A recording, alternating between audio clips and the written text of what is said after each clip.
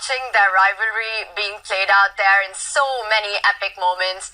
And once again, it's Magnus versus Jan for the championship. Let's go!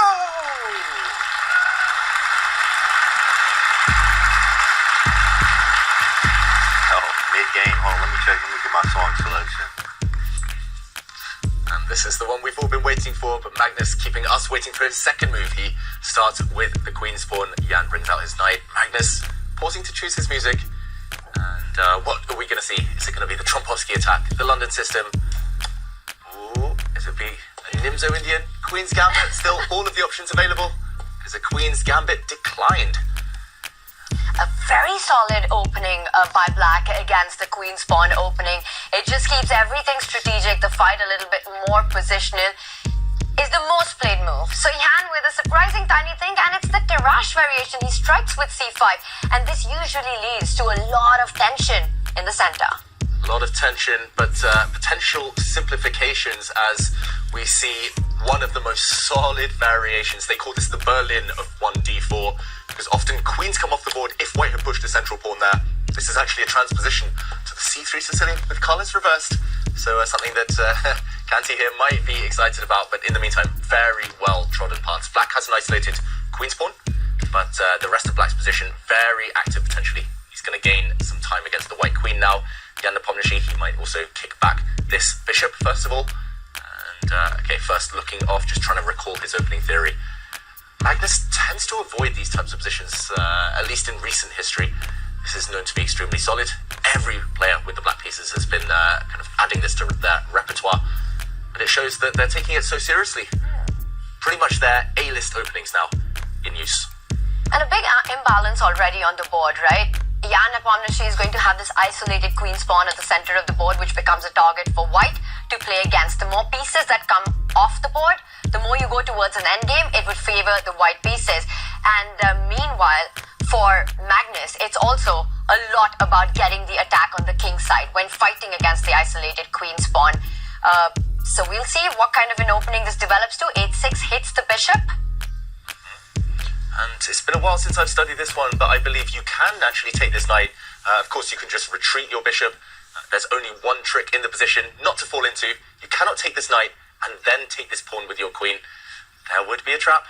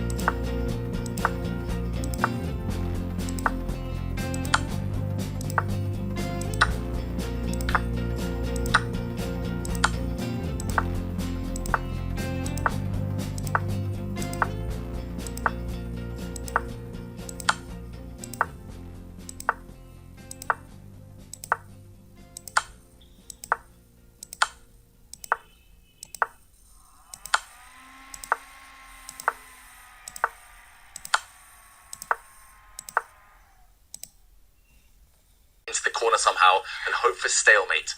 Hope to give up the black rook, a kamikaze rook as they call it, as long as there are no checks. But ultimately Magnus will not fall for that one. And what to even play here? I'm expecting him to bring his king across to stop that white h-pawn. Of course, if you take that white h-pawn, you get skewered. The white rook steps up to the 7th rank with a check, a rook trade, and it will be game over.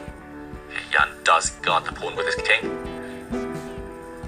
Magnus Oh, this idea. Maybe he goes like, oh, he goes Check. first. Okay. Ooh. 6. goes forward with the king. I thought he'd go into the corner and hope for stalemate there. But now black is frozen. Pawns are coming. I think he's about to resign. How do you even answer this? You've got to go king to f6, closer to that e-pawn. The rook holds the h-pawn, the king holds the e-pawn. Oh, you just go e7, I think. e7. This is a nice move. At king f7, you can queen and then rook check, which is nice. Tactics everywhere. Or even rook check. Even with three pieces on the board. Yeah. Love it, James. Very nice. And we might see queen versus rook if Magnus pushes his e-pawn right now. He'll promote, but black might be able to grab some material in the meantime. We see a check. White king forced back. Oh, 10 seconds for Magnus though. I think we're gonna have the king and queen versus king and rook. Here it is. It's happening. But the rook is going to be very disconnected from the king. Will Magnus find a way to... He played that move with 2 seconds left, by the way. And Magnus, he was thinking about promoting to a knight with check, but it didn't quite work. And now the black king and rook so far apart. And there can be dangerous checks that end up winning the rook, and he's got to get the black rook close to the king. He's getting jumpy, Magnus. He's made a couple of moves now with 1-2 seconds left on his clock. He made the last move with 1 second left. And, okay, he pins the black rook. He's closing in, but there are some stalemate tricks here. And if you walk too close, you need to keep your queen and king and knight move away from each other. That tends to be the trick. Magnus just trying to gain time on the clock, though. Very professional. And he's managed to get those extra couple of seconds. He's also moved his queen far away, so no ideas of stalemate just yet, but that's the one trick that white has to be careful about in these positions, as Jan tries to achieve those setups by getting his king to the corner. Yeah. Oh, Jan leaning back. He knows that the net is closing around the black king. He has to cut him off on the 6th rank here. But there we go. Checkmate imminent. Jan resigns. Magnus takes the first win.